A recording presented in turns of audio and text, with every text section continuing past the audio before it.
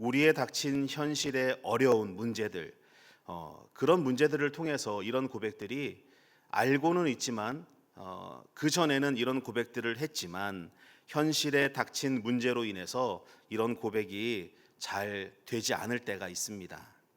정직하게 살려고 애쓰는 사람들의 삶을 보면 그들의 삶은 참 힘들어 보이고 참 퍽퍽해 보입니다.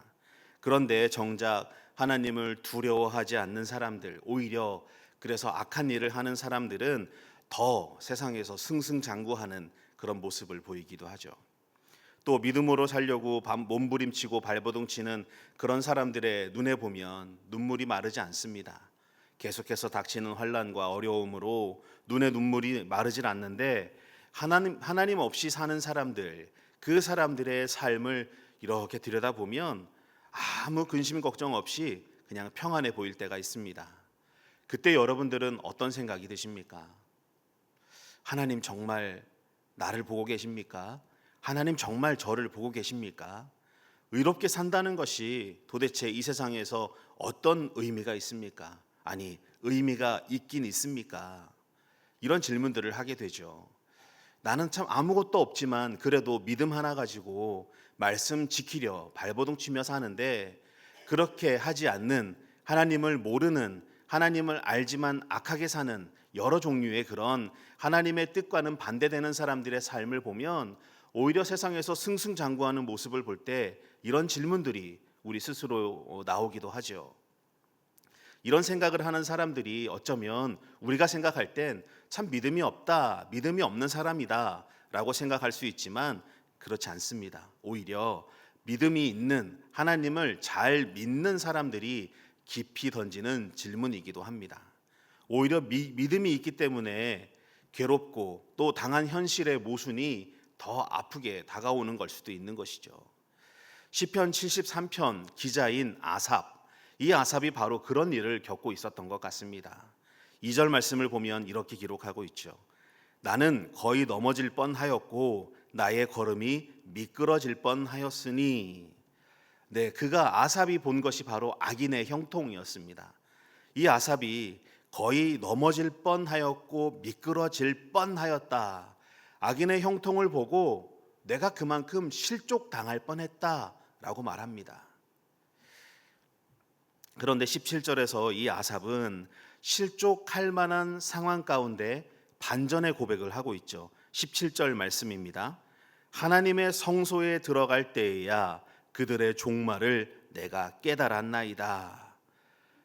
네, 성소에 들어갈 때야 그들의 종말을 알게 되었다, 깨달았다.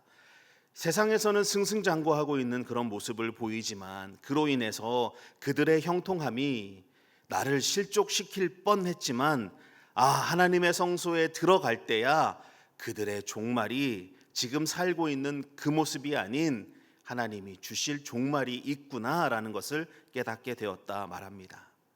아삽의 문제가 그렇다고 해서 한순간에 다 해결된 것은 아닙니다. 악인의 형통함이 그 자리에서 끝난 것도 아닙니다. 여전히 아삽은 그런 고민이 있었고 여전히 악인들은 형통함을 누리고 있었지만, 그러나 그의 현실을 바라보는 시선이 달라지게 되었습니다. 성도 여러분, 신앙의 위기는 대부분 현실이 너무 힘들어서 오는 것이 아니라 하나님을 바라보는 나의 시선이 흐려질 때 찾아옵니다. 그래서 현재의 상황은 여전히 변하지 않고 그대로이지만 그 모습 그대로 하나님께 가까이 나아갈 때 우리의 삶은 변하지 않았지만 그러나 우리에게 회복이 나타나게 됩니다. 그 모습 그대로, 있는 모습 그대로, 상처받은 모습 그대로, 고난을 겪고 있는 모습 그대로 하나님께 가까이 나아갈 때 그때 회복이 시작됩니다. 반대로 인생의 문제를 다 해결하고 모든 상황이 내 뜻대로 전부 다 풀렸다 해서 그것이 복은 또 아닙니다. 하나님께 가까이 나아가고 하나님의 손에 붙들리고 하나님을 나의 분깃으로 고백하는 그 입술, 그 인생이 복된 인생입니다.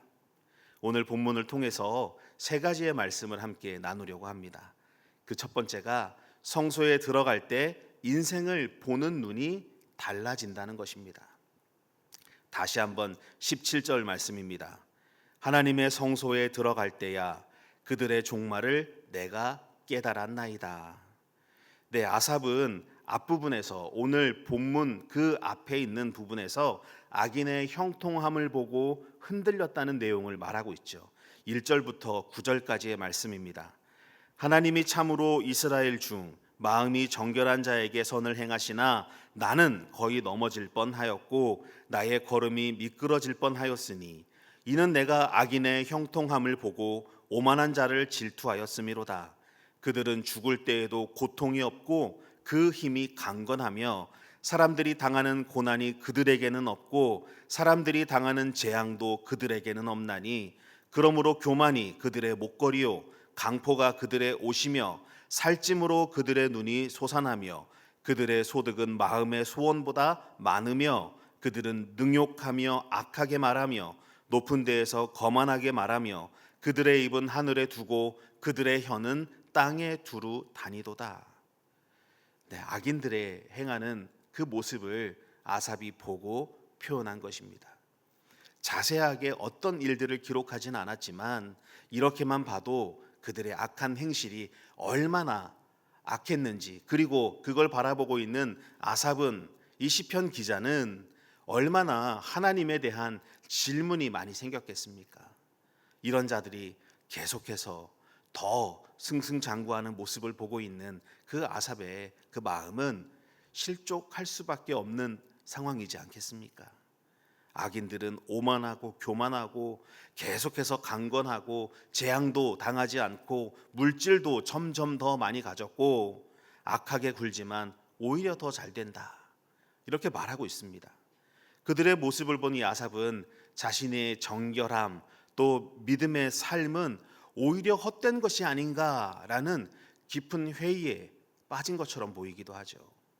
그런데 그가 하나님의 성소에 들어갈 때야 깨달음을 얻게 됩니다. 여기에서 성소에 들어간다는 말의 의미는 단순히 예배당에 들어간다라는 뜻만 있는 것은 아닙니다. 물론 구약의 성소는 하나님의 임재를 상징하는 장소였습니다. 예배, 기도, 말씀이 있는, 하나님께 제사를 올려드리는 그런 곳이었죠. 그러나 더 깊이 있게 보면 성소에 들어간다는 것은 내 판단의 자리에서 내려와서 하나님의 임재 앞에 선다는 것입니다. 하나님이 계신 곳, 하나님이 임재하신 곳에 내가 들어가서 다른 것을 보지 않고 나에게 펼쳐진 상황을, 악인의 형통함을 보지 않고 그냥 그저 하나님만 보겠습니다 라는 것입니다. 세상 속에서 볼 때 악인의 형통이 보였지만 성소에 들어가니 악인의 형통함이 아닌 하나님만 보이게 된 것이죠. 하나님 앞에 서 보니까 악인이 지금 살아가고 있는 그 형통함의 모습은 진짜 복이 아니고 영원히 사라지지 않는 복이 아니다라는 것을 비로소 성소에 들어가서 알게 된 것입니다. 이어서 18절 말씀입니다. 주께서 참으로 그들을 미끄러운 곳에 두시며 파멸에 던지시니, 네, 악인들이 서 있는 곳을 보니까 그냥 높은 곳인 줄만 알았습니다.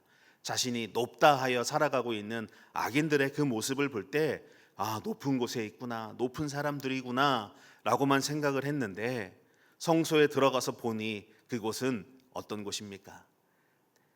주께서 참으로 그들을 미끄러운 곳에 두셨다라는 것을 알게 됩니다. 세상에서 사람의 눈으로, 사람의 판단으로 그들을 보았을 때 승승장구하는 높은 곳인 줄 알았는데 성소에 들어가서 하나님 앞에서 하나님의 시선으로 그들을 보니 주님께서 저들의 형통함을 그냥 가만히 보고 계신 것만이 아닌 저들을 미끄러운 곳에 두시며 파멸에 던지시는구나라는 것을 알게 되었습니다. 악인의 삶은 단단한 반석 위에 세워진 삶이 아닙니다. 미끄러운 곳 위에 세워진 삶이었습니다. 겉으로는 화려해 보여도 하나님이 없는 성공은 완전한 성공이 아닙니다. 사람들의 부러움을 받을 수는 있어도 하나님의 심판을 피할 수는 없습니다. 또 19절과 20절에서 아삽은 악인의 종말을 말합니다. 그들이 어찌하여 그리 갑자기 황폐되었는가? 놀랄 정도로 그들은 전멸하였나이다. 주여, 사람이 깬 후에는 꿈을 무시함같이 주께서 깨신 후에는 그들의 형상을 멸시하시리이다. 사람이 꿈을 꿀 때 그 꿈이 어떻게 느껴집니까? 물론 꿈이구나 라고 생각할 때도 있지만 너무 사실과 같은, 실제와 같은 꿈을 꿀 때도 있죠. 그래서 꿈에서 깬 이후에도 이게 진짠가 꿈인가, 이런 생각을 잠시 멍하게 할 때가 있습니다. 그러나 사람이 꿈을 꿀 때는 마치 현실 같지만 깨고 나면 꿈이라는 것을 알게 되죠. 잠에서 깨면 꿈이 아무것도 아닌 것이라고 느낍니다. 허상이다라는 것을 느낍니다. 악인의 형통이 그렇다는 것입니다. 하나님 없이 누리는 번영은 찰나의 꿈과 같습니다. 영원하신 하나님 앞에서는 곧 사라질 안개와 같고 해가 뜨면 없어질 그림자와 같습니다. 성도 여러분, 우리가 성소에 들어가야 할 이유가 바로 여기 있습니다. 성소는 문제를 부정하는 곳이 아니라 하나님의 눈으로 그 문제를 다시 바라보는 곳이기 때문입니다.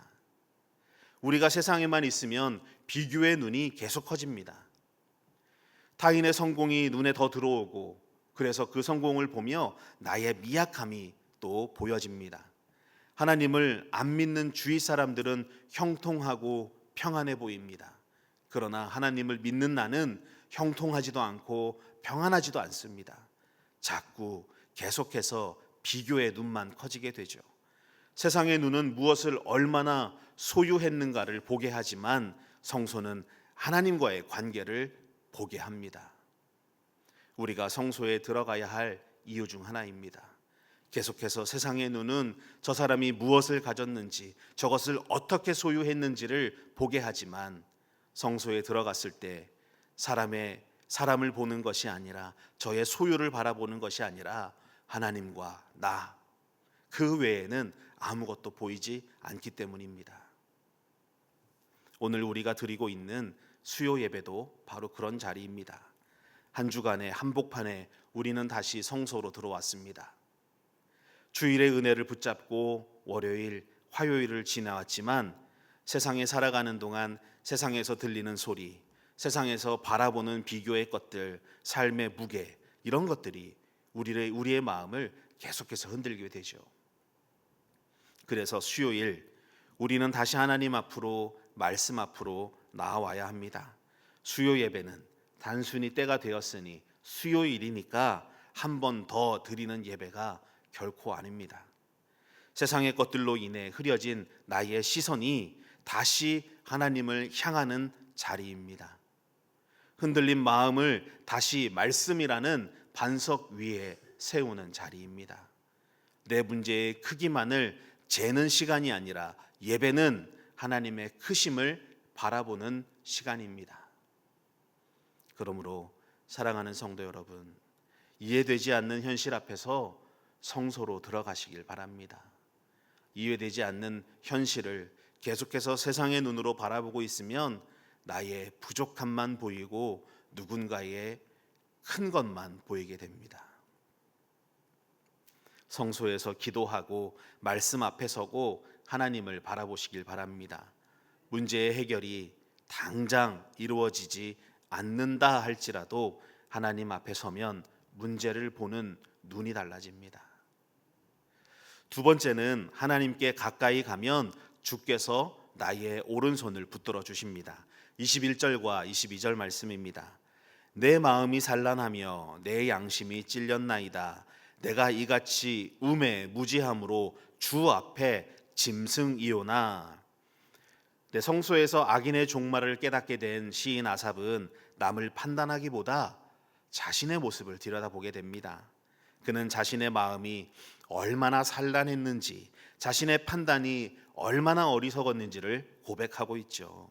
산란했다는 것은 마음이 어수선했다라는 의미뿐만 아니라 더 나아가서 하나님을 바라보지 못하고 현실만 바라보다가 마음이 쓰라리고 뒤틀린 상태가 되었다라는 것을 말합니다. 이 아삽은 악인의 형통을 보며 자신의 속을 끓였던 것을 기억하게 되죠. 그때 속이 끓었던 그 마음이 결국에 하나님 앞에 가서 얼마나 어리석은 마음이었는지 그걸 깨닫게 된 것입니다. 여기서 우리는 성소의 또 다른 은혜를 보게 됩니다. 성소에 들어가면 악인의 모습이 하나님 앞에 어떻게 보여지는지를 깨닫게 되는 것도 있지만 내 마음이 어떤 마음인지에 대한 실상도 깨닫게 됩니다. 남의 죄만 보이는 것이 아니라 내 안에 있는 잘못된 것, 불신앙 같은 것들도 깨닫게 됩니다. 아삽은 자신을 우매무지한 짐승 같다라고 표현하고 있습니다. 이것은 하나님 앞에서 얻은 자아성찰, 깨달음이었죠. 우리는 생각보다 쉽게 흔들립니다. 작은 말 한마디에 무너지고 예상치 못했던 고난 하나에 우리는 휘청휘청합니다. 다른 사람의 형통을 보면 감사보다 나와의 비교가 먼저 되고 또 기도의 응답이 지연되면 원망이 스멀스멀 우리의 속에서 올라오게 되죠. 이어서 23절의 말씀을 보겠습니다. 내가 항상 주와 함께하니 주께서 내 오른손을 붙드셨나이다. 네, 아삽은 자신이 하나님의 오른손을 붙들었다 말하지 않고 하나님께서 자신의 오른손을 붙드셨다 말합니다. 이것이 은혜입니다. 우리가 믿음을 지켜온 것처럼 보이지만 실상은 하나님이 우리를 지켜주셨습니다. 우리가 예배의 자리를 떠나지 않은 것처럼 보이지만 우리가 예배의 자리에 시간을 내서 노력해서 나온 것처럼 느껴지지만 사실은 하나님이 우리를 예배의 자리로 이끌어 주신 것입니다. 하나님이 우리의 오른손을 붙들고 계셨기 때문에 가능한 일이죠. 예배 오고 싶어서 예배 가야지 하지만 못 오시는 분들 있지 않습니까? 예배 드리는 거 알면서도 예배 드리러 갈까 쉴까 고민한 적도 우리 다 있지 않습니까? 내가 은혜를 붙잡고 내가 그 자리에 나아가는 것 같지만 나에게 시간이 주어지고 나에게 건강이 주어진들 하나님이 나를 이끌어 주시지 않으면 우리의 마음은 갈까 말까 고민하는 것이 우리의 실체입니다. 하나님이 우리를 지켜주시고 예배의 자리로 이끌어 주셨기에 또 오늘 하루의 삶을 또 살게 하시고 갈 수 있는 힘을 주시고 건강을 주셨기에 그렇게 이끌어 주셨기에 우리는 예배에 참여할 수 있게 된 것입니다. 오른손은 성경에서 보면 힘과 능력, 보호, 인도를 상징하는 것으로 자주 사용됩니다. 하나님께서 오른손을 붙드신다는 것은 하나님의 능력으로 붙잡아 주시는 것이고 보호하시겠다는 하나님의 의지이고 그리고 끝까지 인도하시겠다는 의지입니다. 성도 여러분, 하나님이 우리를 붙드신다는 것은 하나님이 붙드셨기에 아무런 어려움이 이제는 오지 않겠구나 다 아닙니다. 근심, 걱정, 시험 이런 것들이 사라진다 하는 뜻도 결코 아닙니다. 그러나 하나님이 붙드신다는 것은 어려움 속에서도 무너지지 않도록 나를 끝까지 하나님의 의로운 길로 인도하시도록 나를 붙잡아 주시고 그 길을 갈 수 있도록 능력을 주신다는 뜻입니다. 고린도전서 10장 13절의 말씀입니다. 사람이 감당할 시험 밖에는 너희가 당한 것이 없나니 오직 하나님은 미쁘사 너희가 감당하지 못할 시험 당함을 허락하지 아니하시고 시험 당할 즈음에 또한 피할 길을 내사 너희로 능히 감당하게 하시느니라. 믿음의 사람에게도 마음이 산란한 날이 있습니다. 하나님을 바라보지 못하고 현실을 바라보다가 마음이 쓰라리고 뒤틀리는 날이 있습니다. 그러나 그때가 끝이 아닙니다. 하나님은 그런 연약한 자의 오른손을 붙잡아 주십니다. 우리가 가진 게 많고 건강하고 강해서 지금까지 살아온 것이 절대 아닙니다. 하나님이 우리를 붙잡아 주셨기 때문에 지금까지 올 수 있었던 것입니다. 생각해 보면 우리 인생에서도 미끄러질 만한 일들이 얼마나 많았습니까? 믿음에서 떠날 뻔할 때가 또 있지 않았습니까? 기도하기 싫은 날도 있고 예배 나가기 싫은 날도 있고 또 예배 자리에 몸은 시간이 되어 날짜가 되어 와서 앉아 있지만 내 마음은 저 멀리 떠나보낸 날도 있습니다. 그런데 오늘 우리가 이 자리에 있는 것, 이것은 우리의 의지가 대단해서, 내 의지가 너무나 강력하고 믿음이 좋아서가 절대 아닙니다. 하나님이 붙잡아 주셨기 때문에 가능한 일입니다. 성도 여러분, 지금 어떠한 일로 마음이 산란하십니까? 믿음이 흔들리고 마음이 답답하고 찢어질 것 같고 속이 타들어가는 그런 일이 있습니까? 기도해도 답이 보이지 않아 지쳐 계십니까? 그렇다면 나의 오른손을 붙잡아 주시길 하나님께 간구하시길 바랍니다. 기도는 하나님께 내가 강하다는 것을 증명하는 시간이 아니라 나의 약함을 인정하고 하나님의 손에 붙들리는 시간입니다. 우리가 하나님께 가까이 가면 하나님은 우리를 밀어내지 않으십니다. 우매하고 무지한 모습 그대로 나아갈지라도 하나님은 그런 자를 붙잡아 주십니다. 그리고 끝까지 하나님의 의로운 길로 인도해 주십니다.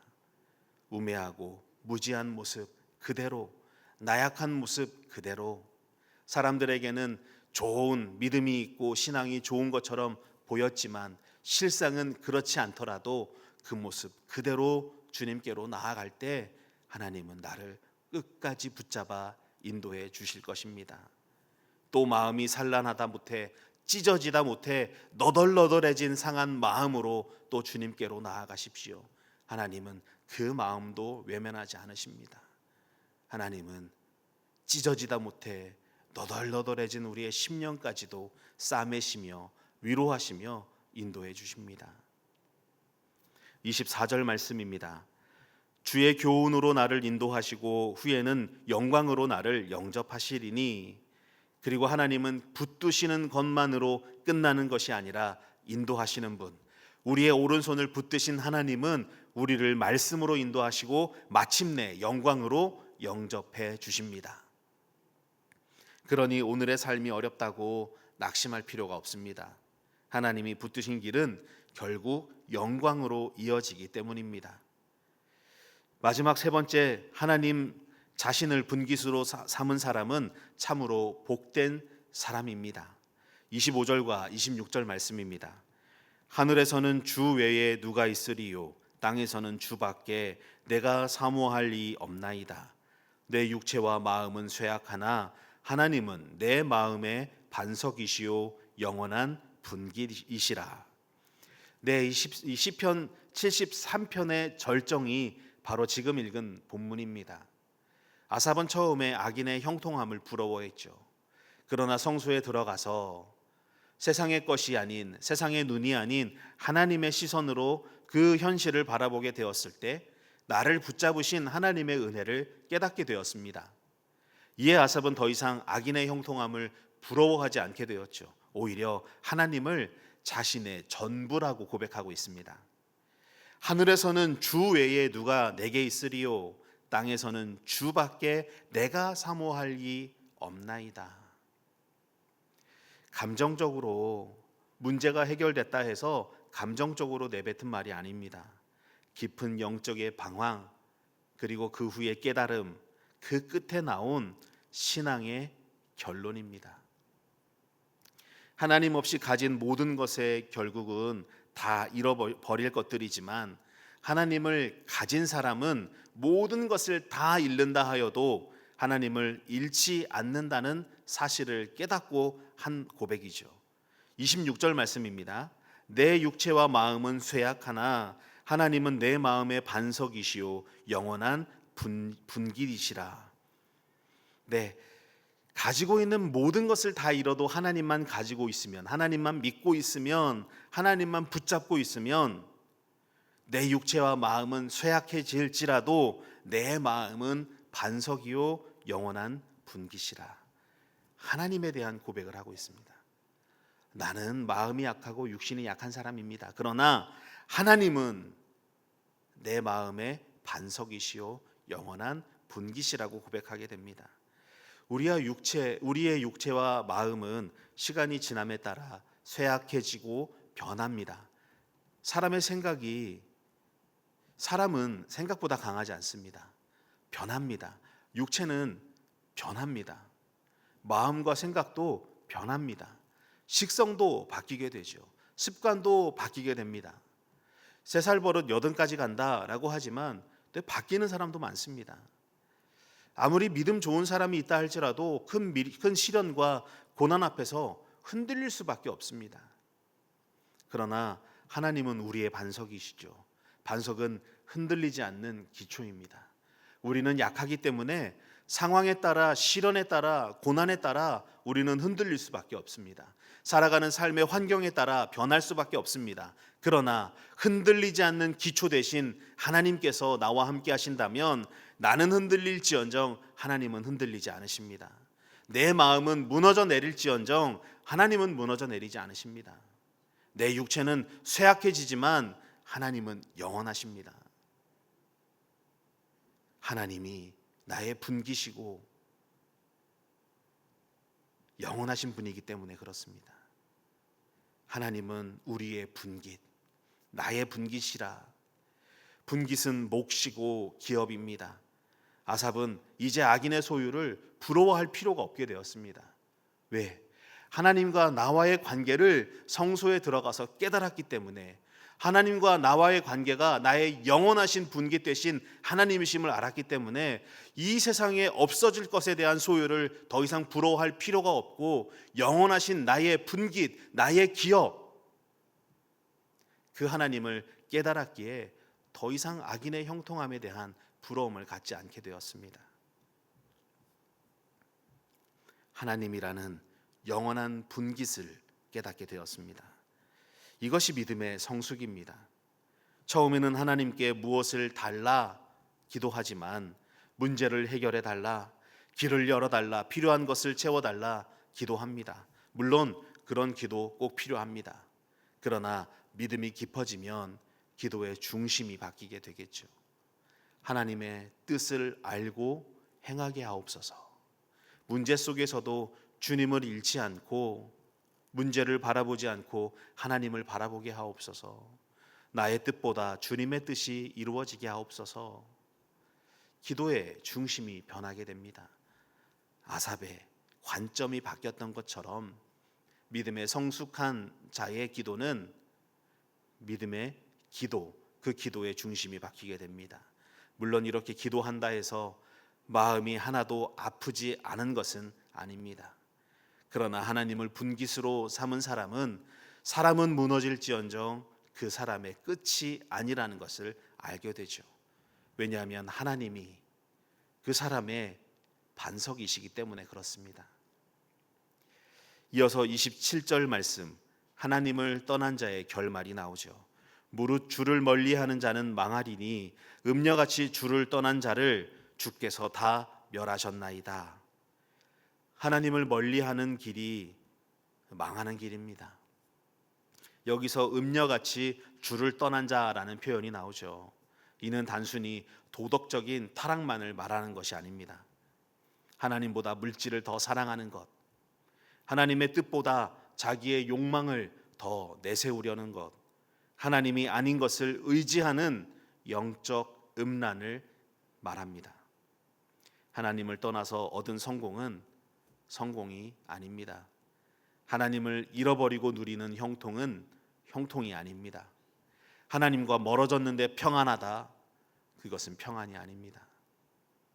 그래서 아삽은 마지막 28절에서 이렇게 결론을 내립니다. 우리 함께 읽겠습니다. 하나님께 가까이 함이 내게 복이라. 내가 주 여호와를 나의 피난처로 삼아 주의 모든 행적을 전파하리이다. 아멘. 설교의 결론과 같은 말씀입니다. 악인이 잘 되는 것은 복이 아닙니다. 많이 소유하는 것이 복의 본질이 아닙니다. 사람들이 부러워할 만한 자리에 오르는 것이 인생의 궁극적인 복도 아닙니다. 참된 복은 하나님께 가까이 있는 것입니다. 하나님께 가까이 있으면 고난 중에서도 피난처가 생기고, 하나님께 가까이 있으면 환난 중에도 붙들릴 수 있습니다. 성도 여러분, 우리가 회복해야 할 복은 어디 다른 곳에 멀리 있지 않습니다. 하나님께 가까이 함이 내게 복이라. 우리의 기도의 결론과 고난 중에 붙드시는 믿음의 고백이 되기를 주님의 이름으로 축원합니다. 사랑하는 천안천성교회 성도 여러분, 오늘 이 시간 우리의 마음을 다시 하나님께로 돌이키시길 바랍니다. 세상 사람과 비교하던 눈을 이제 거두십시오. 그리고 그 눈으로 하나님을 바라보십시오. 세상의 소리에 흔들렸던 마음을 이제 내려놓으시고 하나님의 말씀에 귀를 기울이십시오. 내 힘으로 버티려던 손을 이제는 내려놓고 내 손을 이제는 하나님께 붙들리시도록 하늘에 올려드리시길 바랍니다. 하나님은 여전히 그 손을 향하여 우리에게 향하여 그 손을 뻗고 계십니다. 우리가 세상의 것들을 붙잡고 있기에 하나님을 향하여 손을 뻗어드리지 못하는 것이지, 하나님은 지금도 여전히 우리를 향하여 그 손을 내밀어 주십니다. 우리가 붙잡으시도록 내 힘으로 버티는 손, 이제 하늘을 향하여, 하나님을 향하여, 하늘을 향하여 뻗으시길 바랍니다. 하나님께 가까이 함이 나에게 복인 줄로 믿으시길 축원합니다. 하나님께 가까이 나오십시오. 교회가 멀고 나오는 시간이 걸리고 어렵고, 어렵죠. 물리적으로 우리가 교회에 나오는 시간도 그렇지만 내 마음이 늘 주님께로 가까이, 무엇을 하든 주님을 먼저 생각할 수 있는 여러분 되시길 바랍니다. 교회를 생각하고 하나님을 생각하고 예배를 생각하고 내가 주님께 더 가까이 가야 할 일이 무엇이 있을까, 어떤 것을 해야 할까 고민하시고 할 수 있는 것부터 실천하시길 바랍니다. 우리에게 주신 복은 세상에서 찾을 필요 없습니다. 세상의 것들 다 잃어버릴 것, 죽으면 아무것도 가지고 갈 것이 없습니다. 그러나 지금 나에게 있는 복, 하나님께 가까이 하는 것, 그 하나님께서 어떤 것을 나에게 주실지 우리 아무도 모릅니다. 내가 당장 손에 쥐고 내가 바라보고 만족할 만한 것이 아닐지라도 주님 나에게 주실 분명한 복을 말씀하셨습니다. 하나님께 가까이 함이 복이라. 하나님과 가까이 하는 것이 그 자체가 복되심을 여러분 믿으시길 바랍니다.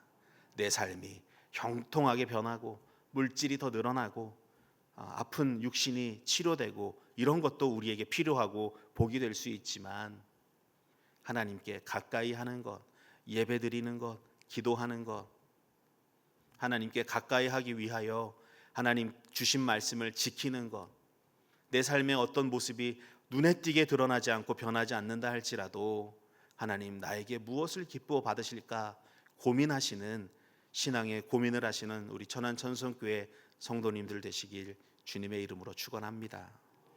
이 복을 오늘도 붙잡고 끝까지 믿음의 길을 걸어가시길 다시 한번 주님의 이름으로 축원합니다. 기도하겠습니다.